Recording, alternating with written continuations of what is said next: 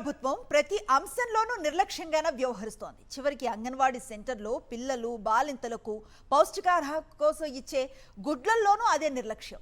అనకాపల్లి జిల్లా చీడికాడ మండలం మంచాలు గ్రామంలో అంగన్వాడీ సెంటర్లో కుళ్ళిపోయిన కోడిగుడ్లు ఇచ్చారు. దీంతో అంగన్వాడీ సిబ్బందిని స్థానికుడు రమేష్ నిలదీశాడు. కుళ్ళిపోయిన గుడ్లు తిని చావాలా అని ప్రశ్నించాడు. కుళ్ళిపోయిన గుడ్లను అంగన్వాడీ టీచర్ ఇంటికి తీసుకువెళ్లి చూపిస్తే ఆమె భర్త దారుణంగా తిట్టాడని రమేష్ వాపోయాడు. విషయం తెలుసుకున్న అంగన్వాడీ సూపర్వైజర్ కోడిగుడ్లు స్టాక్ ను చెక్ చేసి ఉన్నతాధికారులకు రిపోర్ట్ ఇస్తామన్నారు.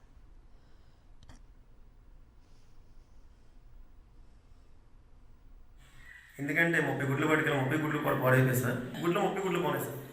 అంటే కుళ్ళిపోయాయి మొత్తం కుళ్ళిపోయాయి సార్. అలాగే గుడ్లు కూడా నా చేతిలో ఉన్నాయి. అలాగే పగల కూడా చూపించమని కూడా కంప్లైంట్ నేను చూపిస్తాను.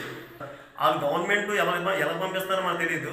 కానీ మధ్యలో ఈ డీలర్స్ లేట్ చేస్తుంటారో లేకపోతే ఏం జరుగుతుందో తెలియదు సార్. కానీ ఈ విషయం అయితే 2-3 సార్లు జరిగాయి సార్. జరిగినా కానీ ఎప్పుడు కూడా కొంత పోతూ ఉంటాయి. కానీ ఒకసారి ఈసారి పూర్తిగా పోవడం వల్ల మాకు బాధ అనిపించి మేము కంప్లైంట్ చేయడం జరిగింది.